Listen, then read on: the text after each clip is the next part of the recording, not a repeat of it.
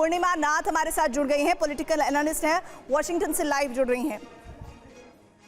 पूर्णिमा जी, फिलहाल ये बताइए क्या जानकारी मिल रही है, आपको क्या लग रहा है कि क्यों ये डिसीजन अमेरिका की तरफ से लिया गया है, जिसमें ये बड़ी बात कही गई है कि 25% नहीं 18% टैरिफ? नमस्ते, thank you so much for having me. जय हिंद। पहले तो मैं ये बताऊंगी कि प्रेसिडेंट ट्रंप की जो हरकतें हमने देखा है पिछले एक साल में, it has been very concerning. India के ऊपर बहुत सारे इंसल्टिंग कमेंट्स उनके कैबिनेट ने छोड़ा हुआ है, पर ऑन टॉप ऑफ इट मेरे ख्याल से it's come back, he is trying to come back. इन्हें देखो, इंडिया को आप इग्नोर नहीं कर सकते हो। India has dealt with this particular situation very maturely. Whether it's India को डेड इकोनॉमी कहा प्रेसिडेंट ट्रंप ने, या तो पहले उसको पोल्यूटेड या करप्ट कंट्री ऐसे कुछ नाम पे बुलाना, और उनके जो कैबिनेट लोग हैं उनको बोलना कि India is going to come and से sorry. These kind of things that has actually alienated. They understood India को इग्नोर आप नहीं कर सकते हो. इंडिया की जो डेमोक्रेटिकली इलेक्टेड प्राइम मिनिस्टर है वो इतना नाजुक नहीं है जितना आप सोच रहे हो. ऊपर से यहाँ पे तारीफ की वजह से आप Microsoft, Google and all American companies are investing in India. लेकिन मैं ये भी यूज करूंगी और बोलना चाहूंगी कि मुझे नहीं पता आपने स्टारलिंक का एक्सेस क्यों दिया इंडिया में, और आप I really don't know how you are regulating this American companies also in India.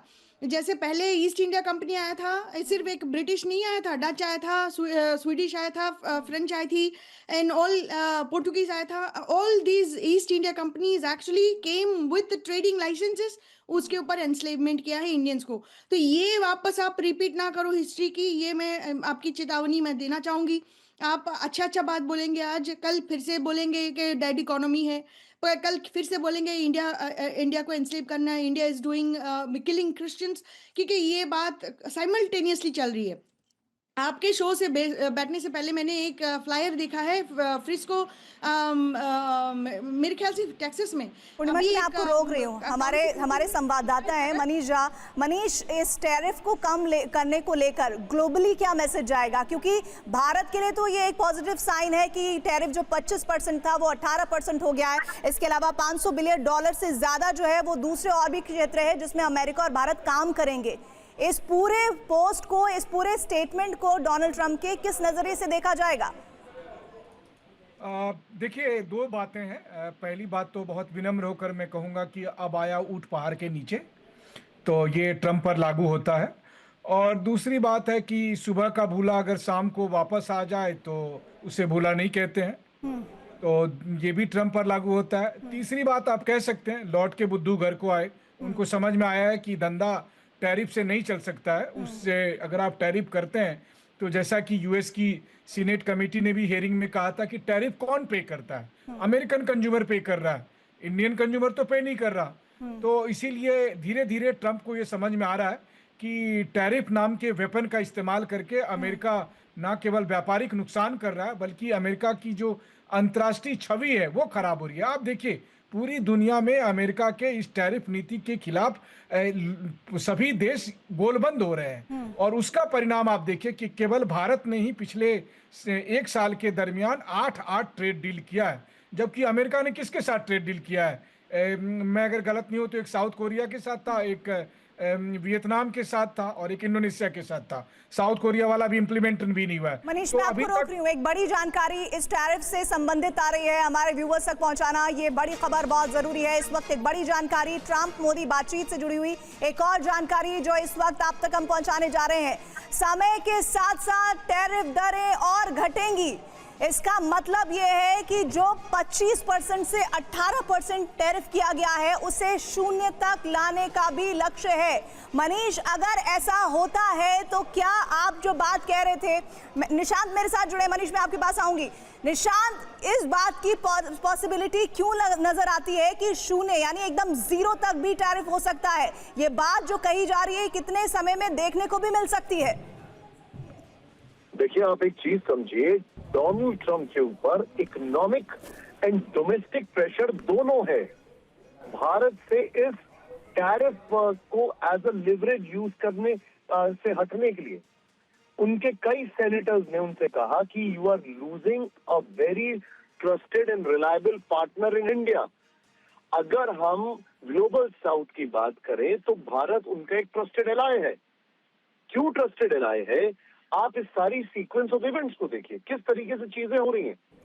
Donald Trump, मैंने आपको पहले यूरोपियन यूनियन का बताया, हमें ये नहीं भूलना चाहिए जब वो भारत से वेनेजुएला ऑयल की बात कर रहे हैं कि भारत वेनेजुएला का ऑयल लेगा, तो वेनेजुएला से उन्होंने हटाया किसको है? चाइना को।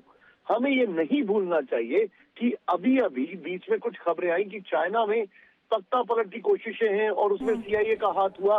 वो एक मिसएडवेंचर था, वो कहा जा रहा है, अभी उसको कंफर्मेशन में कोई नहीं कहा जा रहा है, बट खबर तो थी। चाइनीज आर्मी के एक बहुत बड़े जनरल को अभी ही has been removed from the post. यानी चीजें अमेरिका ट्राई कर रहा था। ग्लोबल साउथ में India as a reliable partner America के लिए एक बहुत इंपॉर्टेंट रोल है उसका आने वाली स्कीम ऑफ थिंग्स में।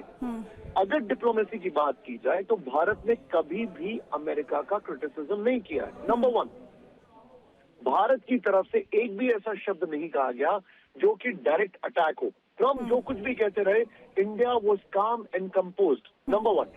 नंबर 2, इंडिया ने एक टफ, जिसको कहा जाता है एक iron hand in a velvet glove वाली अप्रोच दिखाई। कैसे? हमने भारत ने एज अ कंट्री हमने यूरोप के साथ डील की, हमने ब्रिटेन के साथ डील की, हमने अलग अलग जगह ये बताने की कोशिश की कि हम एक सेल्फ रिलायंट कंट्री के तौर पर आगे बढ़ रहे हैं। Now the ball is in your court. उन्होंने कहा कि आप ऑयल डिपेंडेंस अपनी रशिया के ऊपर कम करें, हमने कम कर दिया उसको। लेकिन आज अमेरिका को क्या दिख रहा है? अगर हम एयरलाइंस के लिहाज से एक बहुत बड़ी डील कर रहे हैं यूरोप के साथ, क्योंकि उसमें एयरलाइंस भी आ रहा है, हमारे बजट में इंपोर्ट ड्यूटीज कम की जा रही हैं एयरलाइंस को लेकर, तो अमेरिकन एयरलाइंस का नुकसान होगा कि नहीं होगा? डेफिनेटली होगा। अगर हम आज की तारीख में इतनी बड़ी बड़ी कंट्रीज के साथ 97% टैरिफ को कम कर रहे हैं 20-21 कंट्रीज के साथ EU की, तो उसका डायरेक्ट इम्पैक्ट किसको होगा? अमेरिका को होगा। देखिए, ये बात सही है कि भारत के हित में ज्यादा है अमेरिका से डील करना, अमेरिका के हित में कम है, ये बात सही है।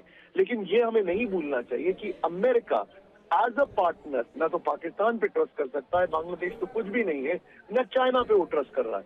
वेनेजुएला से चाइना को पीछे किया गया है, ईरान के ऊपर जो मूव्स वो कर रहा है उसमें भी चाइना को पीछे किया जा रहा है। इवेंचुअली ग्लोबल साउथ में उनको भारत की जरूरत है, उनको क्वाड के तौर पर भारत को क्वाड को रीएक्टिवेट करने की जरूरत है। वो एक अलायंस नहीं यूज कर सकते हैं। एंड मैं तारीफ करना चाहूंगा इंडियन डिप्लोमेसी की, जो बहुत ही टाइट रोप वॉकिंग करते हुए, बगैर कोई बुरा शब्द, बगैर कोई पर्सनल अटैक, इतनी सारी चीजें की गई। We were tight lipped. Budget के बाद ये हुआ है, इसका सिग्निफिकेंस है 2 चीजों के लिहाज से। मैं फिर से रिपीट करूंगा, पहला यूरोप के साथ डील, और दूसरा जब यूरोप के साथ डील हो रही थी, हमें नहीं भूलना चाहिए जिस दिन यूरोपियन लीडर्स भारत में थे उस दिन अमेरिकन एम्बेसडर हमारी टीम से मुलाकात कर रहे थे। ये अमेरिकन एम्बेसडर बेसिकली ट्रम्प के बड़े नजदीकी माने जाते हैं, बहुत यंग हैं, 38 साल के हैं। बेसिकली एक जमाने में ये डीजे हुआ करते थे उनके फ्लोरिडा के हाउस में, उसके बाद इन्होंने फंड रेजर के तौर पर काम किया, बहुत ट्रम्प की मदद की। ट्रम्प इनके ओपिनियन को बहुत मानते हैं। ये बॉम्बे भी गए, कई सेलिब्रिटी से भी मुलाकात की, और he is known to be a flamboyant person. ये बहुत सारे फैक्टर्स हैं। पूर्णिमा जी ने एक बात की थी ईस्ट इंडिया कंपनी,